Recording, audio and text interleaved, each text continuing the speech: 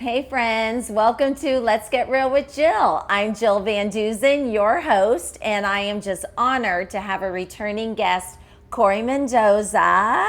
Not only is she a leader in our community, a business coach, an author, but she is actually a very, very good friend of mine. So thank you so much for coming over, Corry. Thank you for having me. Of course. So before we get started, I do want to tell you a little bit about Corry because she is going to make a difference in your life today. Seriously, today with what she has to say. So Corry she's the founder of Volition. She is the book author of Monday Motivations. Contact me if you want a copy of this book because I will get you one. This is a great book. And she is a leadership trainer. As I said, an author. She changes lives from the boardroom to the living room. She has worked with over 2,000 leaders and 100 teams. Mm-hmm. That's a lot, you guys. And she's worked with companies like Sutter Health, UC Davis. So this is no joke. And I'm so honored to have Corry right here in our studio. Yay! I'm excited to be here. So we are going to be talking about something that, let's see, it's almost 2:00 today, and I bet by the time people are listening to this, they probably have already felt what we're going to talk about. Yeah. And this is about in leadership instead of being reactive, to be intentional. Mm-hmm. Okay, so tell us, how is that? And that's just people who are leading at home. Yeah. Maybe leading on a school board, mm-hmm. maybe leading a little league team. Mm-hmm. So tell us kind of what your premise is behind that and what you think we're going to learn from this today. Yeah. So reactivity, it's not something that I really associated with leadership because most of the time, I work with leaders, I work with teams, and most of the people that I work with, they're already very successful, very effective. So I wouldn't think that reactivity is a topic that would really need to come up very often. It's more often that a leader will come to me and say, hey, I have this really reactive employee or this really reactive supervisor.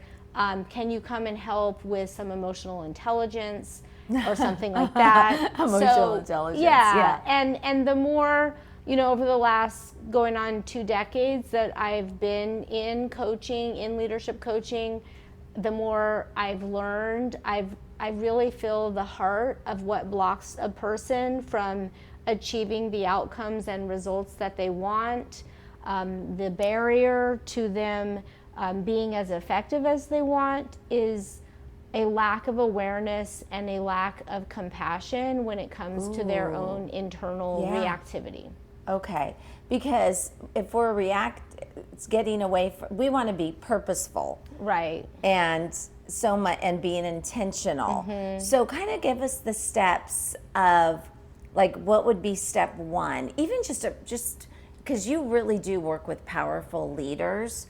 If you want to give us an example of what they go through, or just as somebody like me, just waking up and I feel like I'm very reactive because I don't even have time to be intentional. Right. And then I'm reactive on specific things, and for me, my reaction comes from my gut. Yeah. So what would an example be that you recently experienced where you recognize I got reactive in that situation? Oh, I can tell you. Okay, I just literally had a doctor's appointment. Oh, yeah. My doctor is always late. I even emailed him 2 nights before and I said, this is my appointment, do not be late.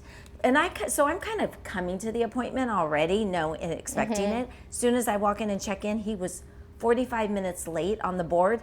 He wasn't even there yet.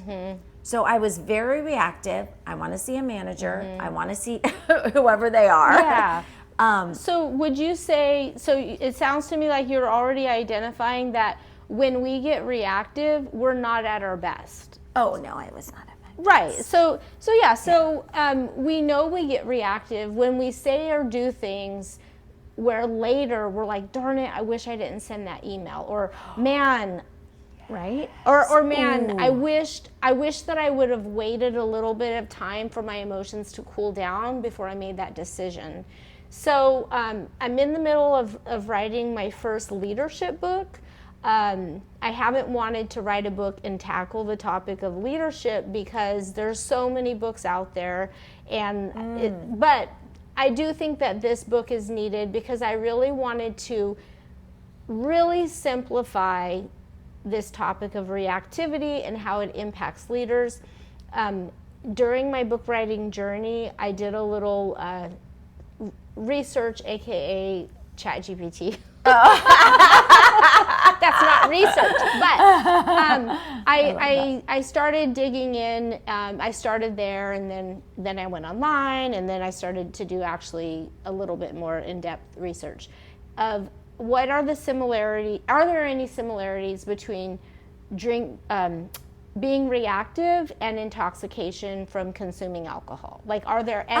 Interesting. Yeah, and it turns out that Yeah. reactivity and intoxication from alcohol, it affects our brains very similar, where our ability to make conscious choices, manage our emotions, and be quick to respond intentionally, they go down very similarly. And so I ask a lot of leaders sometimes, I said, raise your hands, anybody here who would allow your employees to have a couple beers while they're on the job. Okay.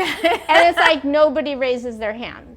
And I'm like, okay, your employees, when they get reactive, their brain actually goes to a brain state that is very similar to having a few beers, if not like a lot of beers. So wow, that's a good analogy. Yeah. But that's how the brain is operating. Yeah, and I want to kind of dive into that a little bit. Yeah. So a working title for my book, or maybe a subtitle, is going to be drunk driving on the leadership highway, or something like that. Stop good. Drunk driving on the leadership highway. You know who's going to buy that? Who? The employees. Yeah. Our leader is drinking and driving. Yeah. Okay, or drinking, but go ahead. Yeah. I'm sorry. So let's kind of like start from the beginning. Okay, please. What is the definition of reactivity? And there's a longer definition, which I printed. I never really use this, but it's a strong and quick response to an external stimulus that appears disproportionate to the actual event. Right.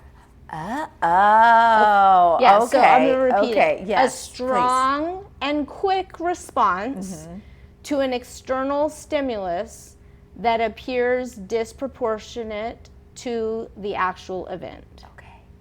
Okay, so that we're not seeing it clearly. Yeah, it's like, you know, my husband asked me a question, and then my reaction is, you know, I bite his head off, or geez, I just asked you a question, right? So like that's an example of a, but the definition that I like to use, because it's shorter, is an automatic response to a perceived threat. So reactivity is just an automatic response to a perceived threat.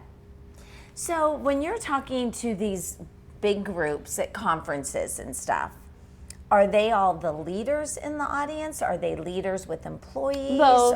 Yeah, it just depends on the venue. But what I'm excited about my book is that it's going to be available for any level, and even if you're not working, it could be, it's any human. Right. Like if you're a human and you want to be more intentional and not regret things that you say or do, and make more powerful choices that create results that you want, then this book will be a great read. Well, especially, just a side note, and you kind of brought up email, like email, text messages, people just, and I know I've been one of them, you just want to fire back. But I will say one of my pet peeves is doing that.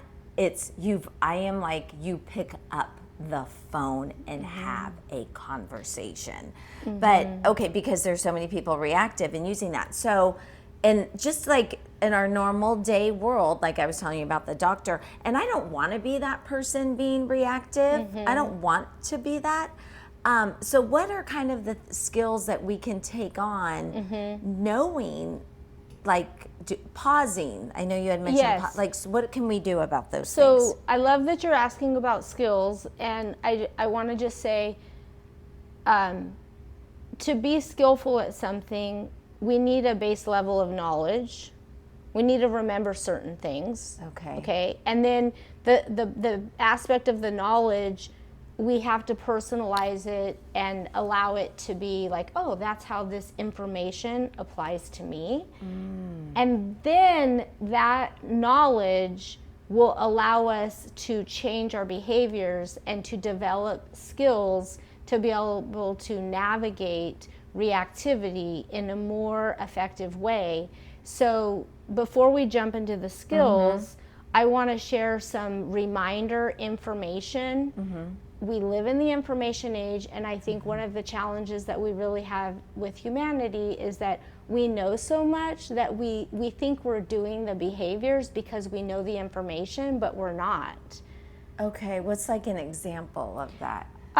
So an example is, say you're giving somebody some feedback and you're sharing, something about them that you need differently. And yeah, I know. Yeah. Okay. Or they may not even be that either. What do you mean? Like if you're sharing that information, I just got like an aha going, if I'm going to tell you about you, but that's not really you. That's just my reaction.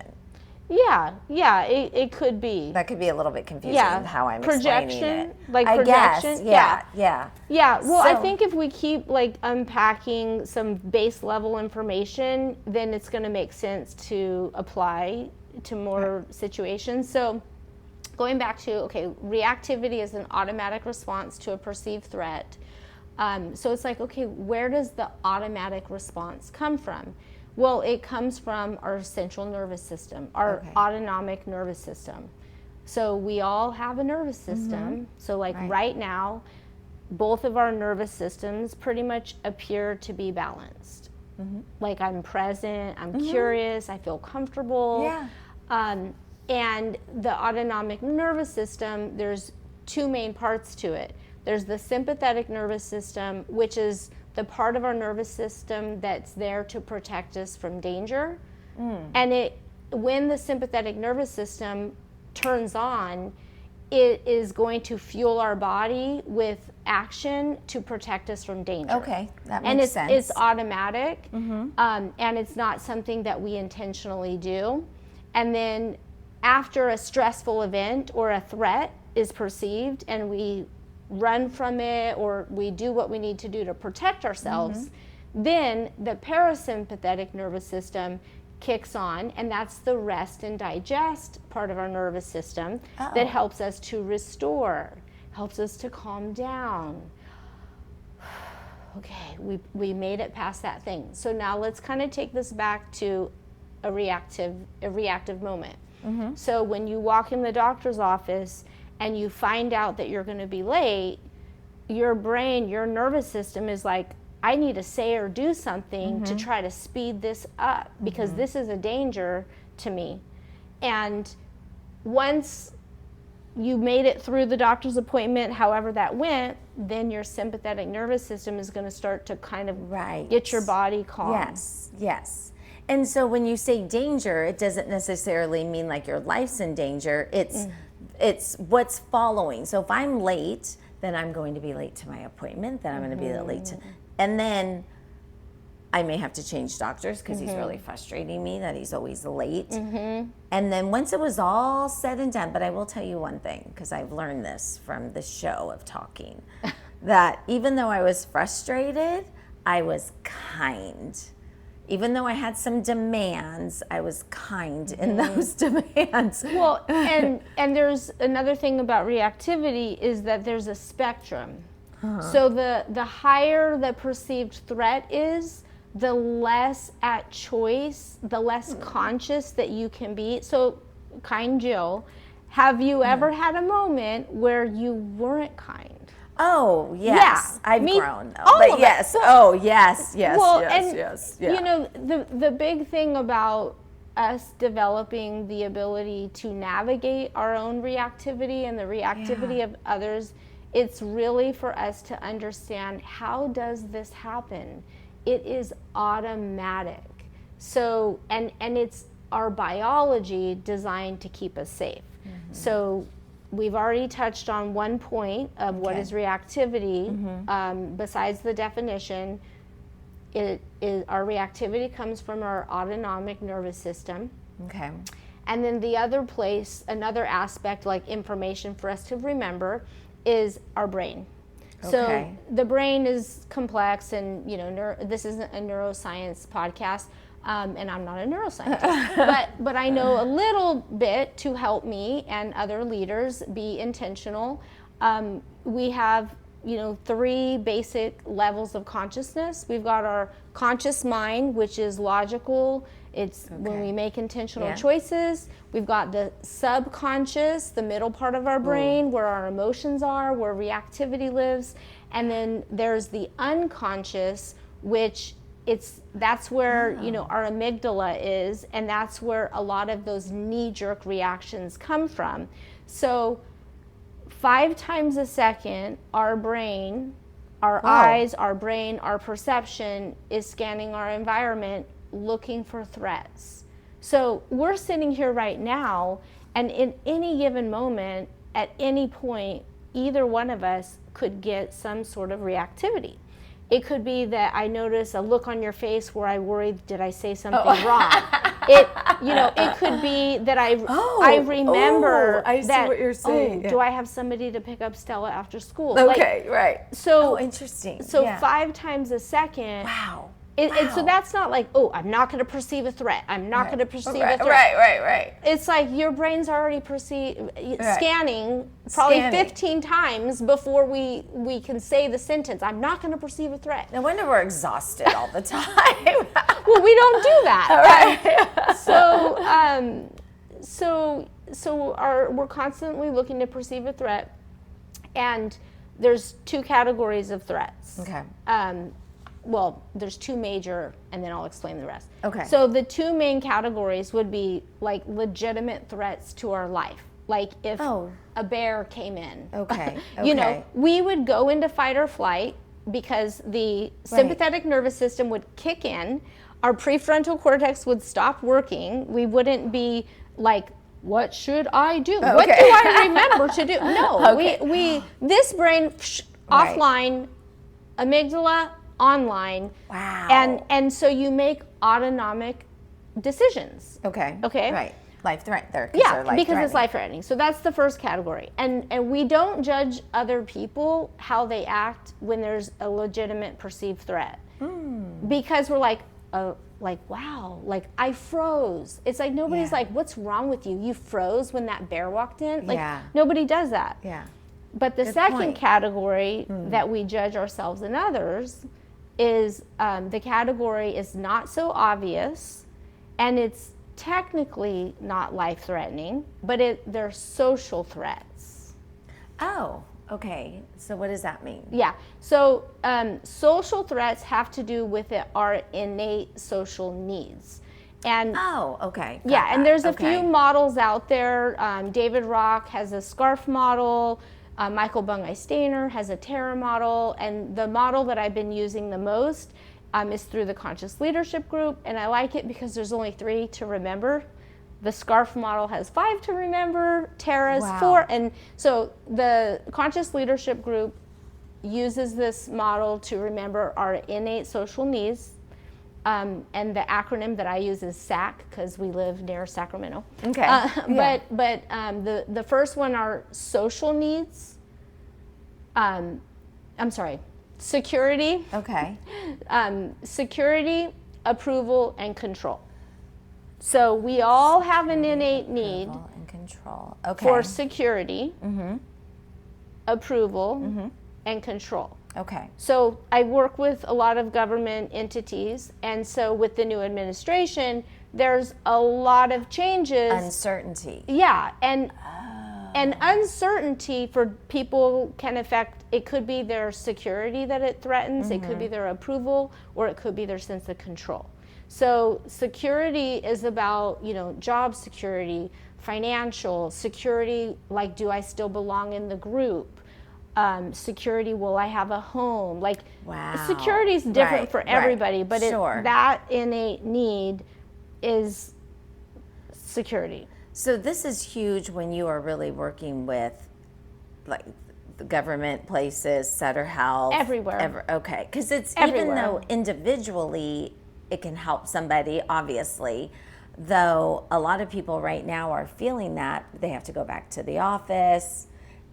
They may be like, oh my gosh, I got to see Jane now, who I was so happy I wasn't Yeah. seeing Jane anymore. And then that becomes reactive. And they see her in the break room and just seeing Jane really. And this is about, is this really then about taking that and making it more of a healthier environment for In the workplace? Yes, in the workplace. The solution is really to educate, empower leaders to remember their own, like, the foundation of this. Like, what is reactivity? Well, first of all, let's recognize that it's human, that it's normal. We're never going to get rid of it, but we can become more educated, aware, equipped on how I can navigate my own reactivity. I can own it. I can stop flipping it on myself and getting upset with myself when, why do I keep doing that? A more compassionate question is, what's that threat that keeps putting me into this sense of threat response? So, okay, because it's more, obviously it can help with everybody, but this is like, as a leader, if people are coming to you, like, this is like, how are you reacting to all of that? Yeah. Okay. So the interesting thing is that, so my husband, I've had him like read the intro in all of chapter 1, chapter 2, and after he read the first 2 chapters, he goes, Corry, he goes, I started reading this and I really didn't think this is the book that I need, because he's a very calm man. Completely. He's very calm. He can have his emotions because we're human, we all do, but he's pretty like emotionally sound. Okay. Calm. Yeah, like he has intense, passionate emotions, but he knows how to, like, I think maybe from tennis. I was gonna say he puts it on the tennis court. Yeah, like you can't be emotionally reactive and be effective in a lot of categories, including tennis, or doing loans, right? Or working with real estate agents, escrow officers. Okay. So he was reading it and he's like, you really need, in the introduction, he's like, you need to write a paragraph that says, you think that this is for somebody else, but it's really for you. Right. Because there's different, so we're human, we all get reactive. We all perceive the exact same categories of threats. Even though externally they might look differently.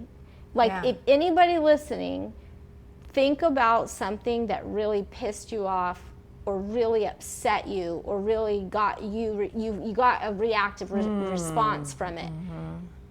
So when you think about it, you're probably going to say, it was this thing. We think it's this external event.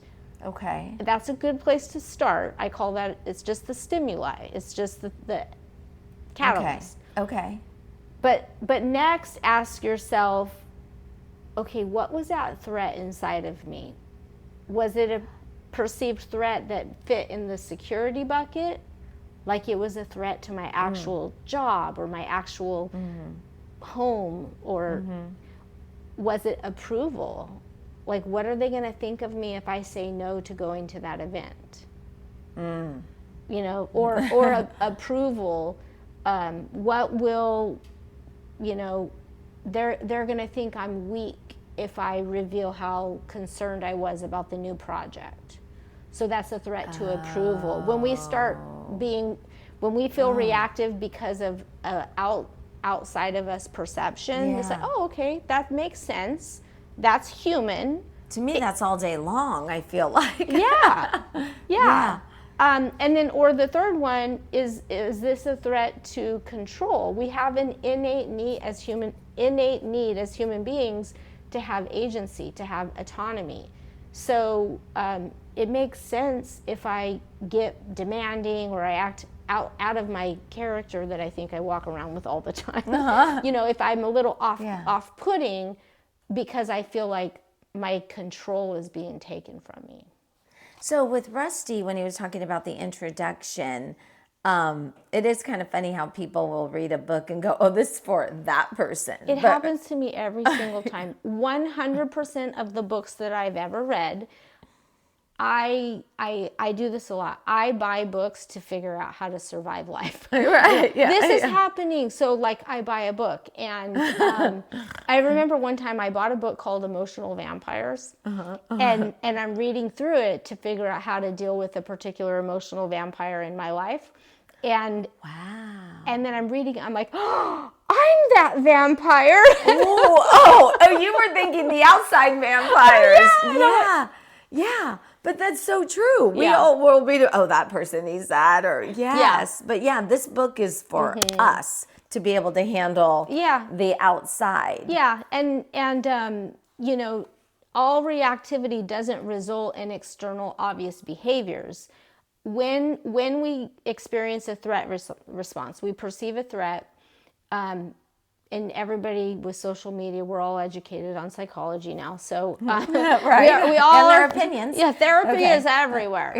But the way our nervous system responds is we're going to either fight, so we're going to be rude, push back, do something to make that threat go away, or we're going to flight, so we're going to avoid the conversation. We're going to get off the phone.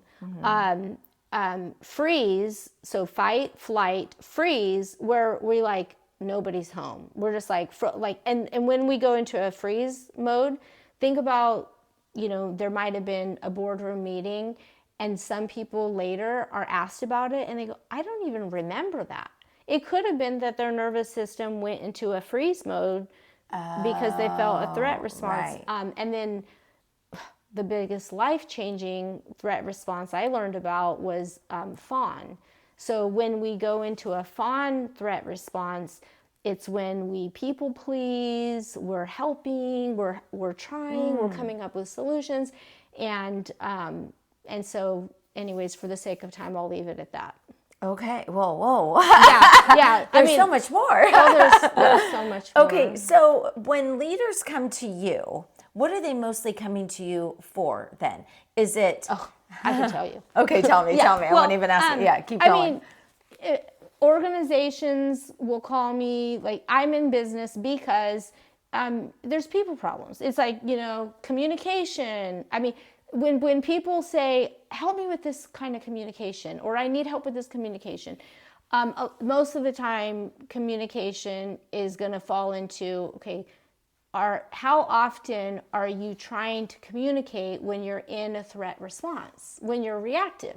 Okay. Oh, okay. You know, and so, but I'm getting backwards now. Just to answer your question, because I love all of this, people come to me with any form of people challenges. Okay. Which is so smart on their part, that they're not ignoring it. Yeah. Mm-hmm. And then I think too is on an individual basis, because this is also helping just anybody like me just walking around this earth, is people want this if they want to grow and have growth opportunities.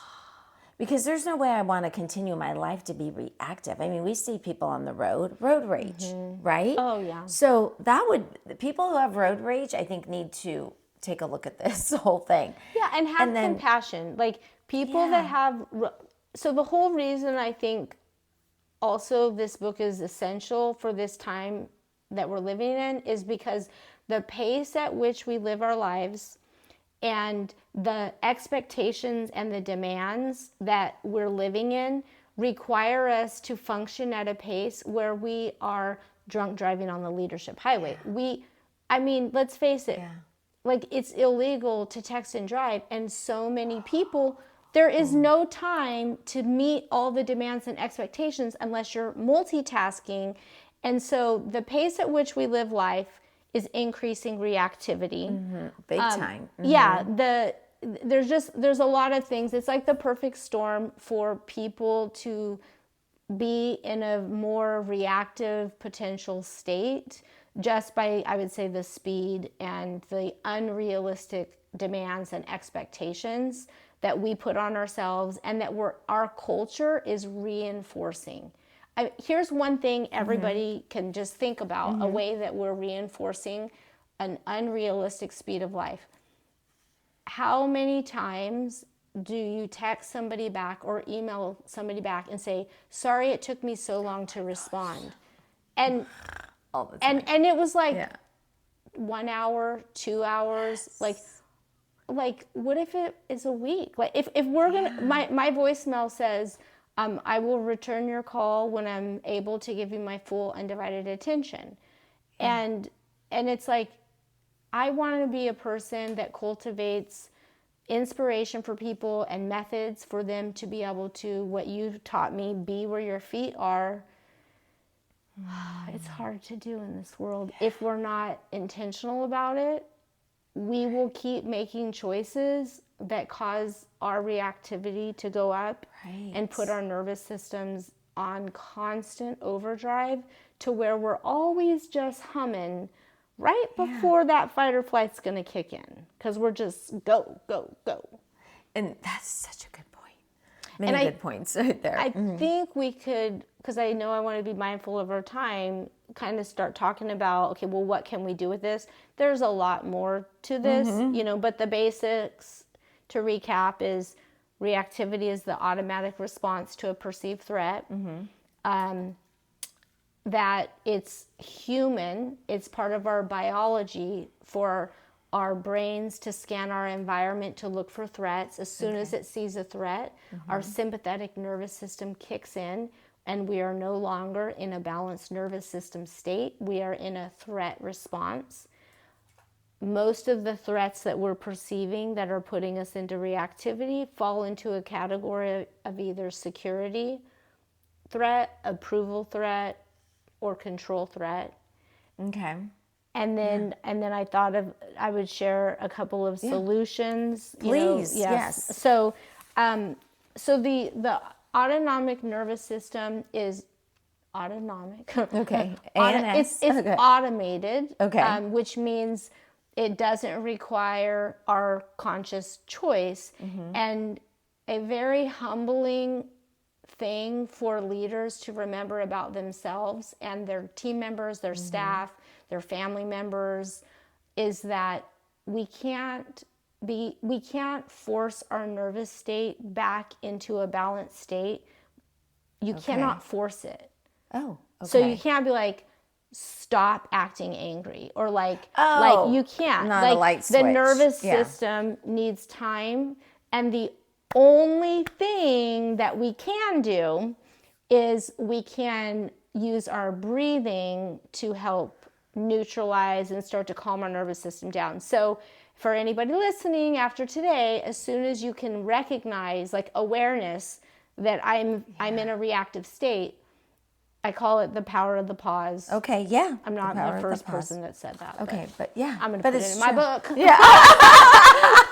Anyway, there's nothing new. But it makes sense, though. I mean, look at how many breathing everybody has been since I was young. The breathing techniques. Yeah. But I need to use it. Yeah. And so just real simple is slowing the breathing down and make your exhale a couple of seconds longer than your inhale. And it has to do with your vagus nerve. It's a calming effect that will start calming your nervous system to get you back in balance, so that you are not in a reactive state, so that you don't say or do things from a reactive state.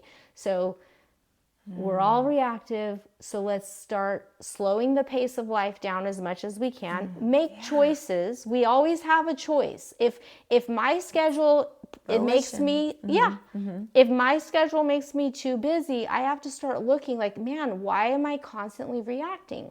Maybe I need to say no to some things. Yeah. You know, and make a sacrifice. We have to stop saying, I can't. There's nothing I can do. I'm just this busy. It's like, well, all of a sudden, if we have a heart attack, I bet you're going to figure it out. Right. So I have always admired you and Rusty actually too. And I've told him this a million times. You guys are so good with your time management and your boundaries. And you have kids. No, you are. We practice. But I'll tell you where that came from is from divorce. Because when, at least for myself, when I did not have my children 100% of the time, I'm like, when I have my kids, I don't want to be on the phone. I don't want to be and I definitely have failed forward. I've not done it perfectly. But it was kind of ended up being a gift for me to learn time management, because my whole life I was not good with time management. My parents could tell you. I was always stuffing more in my schedule. But because of that, and Tim Ferriss's 4-Hour Workweek chapter on time elimination. Oh, maybe I'll just go to that chapter. Yeah, okay. Work expands to the time allowed. So it's like, I want to make what's most important. I want to give my full undivided attention. Like if I say yes to this podcast, I don't want to be sitting here thinking about the hundreds of things I need to do. Oh, right. Yeah. You know, I want to be like present. Right here. Yes. Be where your feet are. Yeah. Yeah. You taught me that. Yeah. Oh, good. I taught Corry something. But it's so true. Be where your feet are. Just be present instead of what's the next thing? What's the next thing? So, but I do admire you and Rusty you guys, I look at you and go, how can I change my stuff so that because if we're just chasing, and then it is that reactive mode, we can't, it's always reacting. I don't want to feel that way. Yeah, it's not being intentional. No, and I want to, and I feel it from my gut. I'm sure other people feel it in different ways. And the rushing, it's not healthy and any of that. So what else do you suggest here? So practice the power of the pause. Okay. Taking pauses throughout the day, and something that I do with every single coaching session I do, or if I go into a training, is like take a minute to just get present. Wow. That's a simple thing. And we don't do it. And it's a habit. So I have built a habit, and my clients, they will tell me later, they're like, I didn't like it when you used to do that breathing thing at the beginning. I get it, right, because it's so uncomfortable too. I've had clients, they refer me and they go, hey, I just want you to like maybe don't do the breathing thing.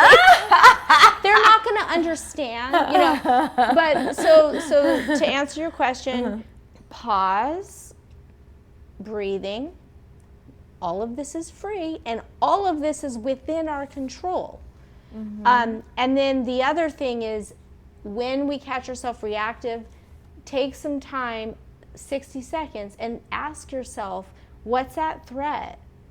Security, approval, or control? Because just starting to identify it goes from the unconscious reactive state into like, I'm concerned what they think about me. And then from there, it's sometimes just recognizing it. It's like, it's fine. Right, and you can uncover it and go, oh, why am I even thinking that? And then if we're not talking about how to handle our own reactivity, let's say you're talking about what are the tips for somebody that's in front of you, or on the other side of an email, or on the other side of a phone call. Do things to help them pause. You can even say something like, let me just take a minute real quick. I'm going to take some breaths. like can you give me a minute, because I can feel myself going too fast. Like I just want to take a moment. Yeah. And you'll notice they'll do it too. So you're not saying, okay, you're reactive, we need a pause. It's like you just do it, and then. But that's smart. Yeah, and then what I recommend is that you take a guess, try to sense what's at threat for them, and then you say something like, I'm going to take a guess. Are you concerned that you don't have a choice here? Or I'm going to take a guess. Are you concerned about perception or how the rest of the group is going to feel about you following through on this? But you ask a question that causes them to think about, what is their fear? Right. And then, wait, there was something else I was going to say to that too. Because a lot of people, when they finally step back and realize, they're like, oh, it's really not that big of a deal. Except victims. That's a whole other. It's actually totally in the same book, genre, topic. Okay. It's the same topic. So, okay, let's go there. Do we have enough time? Yeah, we'll do 2 minutes? 2 minutes, 3 minutes. 3 minutes. 3 minutes. 3 minutes. So, because this is actually the next part of the book, is so our brains, scanning 5 times a second for a perceived threat, and then whoop, there's a threat, we're reactive. When we're reactive, all of us, so nobody is, there's 2 types of victims. There's somebody is legitimately victimized, so that is not what we're talking about. Oh, completely. Yeah. Right. These But are right. a victim mindset or assuming a victim role in the situation, part of understanding and navigating reactivity is to not judge when somebody's showing up in that role. And the reason, because remember, we just need to pray for them. well, wow. always. Yeah.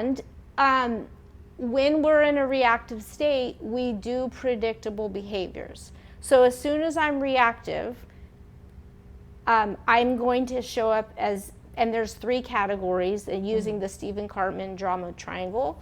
And basically we're going to either be like a bully, which is like being in that villain role or persecutor role, or we're going to show up like in a victim role, powerless, whiny, complaining, blaming, there's nothing I could do, or more of a hero role, rescuer, where we're like, ooh, I know what we can do, or I know what you can do. So reactivity creates drama in our lives. Reactivity creates unhealthy conflicts or dysfunctional dynamics because we are in a threat response. So we're not at our best, and everybody does it. And another thing is that reactivity, if we're not conscious of it, it's contagious. So as a leader, you might have somebody come in your office using victim language, blaming, and then I'd away. be like, you're fired. That's what I would do. Well, right. and then if you make that decision from your reactive threat response, you might regret it later. Like, man, I really should have thought that through. I should have hired somebody else before Anywho. No victims in our, we don't have victims in our social circle. No, that's not all who of us. Yeah, we don't have. All of us. There are times that all of us have a victim perspective, use victim language in our social circle. Well, I mean, like a pattern. Yes. So, remember our little situation in 2015 when there was, she's a victim. Well, so she people lives like that. Right. It's a pattern of behavior. So people that are pursuing growth, and actually my son and I have had a lot of conversations about growth, and are people ready, able, and willing to learn stuff that's going to help them grow? And when people continually choose to remain unconscious, not self-aware, we can start to go, oh my gosh, that person is such a victim, or that person is such a bully, or that person is, oh my gosh, they're always rescuing and fixing people in the family, so annoying, and what that is it's I guess the coach in me, I'm like, don't say people are stuck there, because I'm like, I always believe the best in people. There's a way. We can change this. They have to want to change. Right. Yes. And then my son also said a great quote that you can lead a horse to water, but you can't make them drink. Wow, he is so smart. I love it, Jaden. He really is. But no, it's so true. Okay, so there's just so much to unpack here. And we can just go on and on. So, Corry, if anybody wants to find out more about this program, because we just really did a snippet of it. We're not even halfway through chapter 1. No, we're not. And then I really hope that you come back. I know you're working on your book, but when that book is published, I really hope you come back. And let's talk about that. And anybody wants Monday Motivations, contact me, because I will get you one of these books.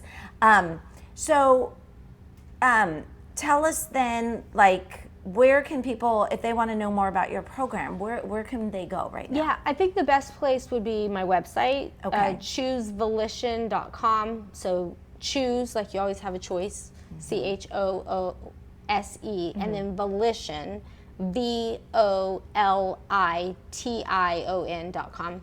I'm also on Facebook, Instagram, LinkedIn. I set it Corry's up in everywhere. 2017. So No, it's not the most updated.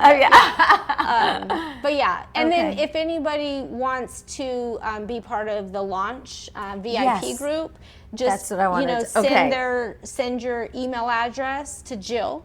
And what we mean by that is, if you want to be on that VIP list to know when her book is coming out, And all the goodies involved with pre-ordering and stuff like all of that. So please, if you want to get on that waiting list, go ahead and contact me, and I'll have the information for you. You can just DM me at, you guys will be able to have that, but you can see that anyway. But that's really important, because I want to be on that VIP list for sure, because I want to see the book before everybody else. I can't wait to get that final title down. Ooh, are you going to share with what we're doing? As soon as I know what the title is, you'll be one of the first to know. I think we should vote. Oh, like the VIPs vote? Yes. Once I get that? it down to like two or three titles, that would be fun. Okay, it would be fun. Let's do that. Oh my gosh. Okay, we'll do that. Okay, so you guys got to get on this list so that you can help and vote for the title of her book. Wouldn't that be amazing if you're like, yeah, I helped her, Corry Mendoza, with the title. Yeah. So and so picked it. Or any ideas too. Okay. Email the idea. Yeah. I did a talk recently, and one of the people I had mentioned the whole drunk driving on the leadership highway, and I had a slide about it and everything, the IQ levels when we're in reactivity. Oh. Anywho, but somebody at the end of the talk, they're like, you should title it Drunk Driving on the Leadership Highway. Oh, right. I mean, that you wonder about that. I mean, there's definitely a correlation with that for sure, how the brain is reacting to those things. Okay, is there anything else that we should conclude with that you can think of that we haven't talked about yet? I just think I want to encourage everybody that, to pay attention to your nervous system. Notice when your nervous system is activated and you are in a threat response, like to have compassion on yourself, and then also to shift the way we see other people when they're acting in ways that doesn't work for us, or it's not working for them. Instead of like reacting to the reactivity by getting upset back, trying to help them change, which is the hero rescuer role, is to just recognize that it's a human biology reaction, and have more compassion, because a lot of times we make it worse by judging ourselves and others with our reactivity. Right. Oh yeah, and then it just keeps escalating up. Okay, Miss Corry Mendoza, thank you so much for joining today. And there's a lot between now and this book that's going on. Yes. And you guys make sure you go on her website for sure and see how you can get connected with Corry and maybe even become one of her next clients. I know you're working with big companies too, and making differences in our lives. And you guys remember, and this kind of is in relationship with what Corry's saying, be kind. Just be kind to people, even though it could be difficult. Remember, your smile can make a difference in somebody else's life. Their smile back at you will make a difference in your life. And I am so blessed to have you here, and I so appreciate that she fit us in her schedule. And I can't wait to see you again. Thank you so much. All right, you guys, have a great day. Bye-bye. Bye.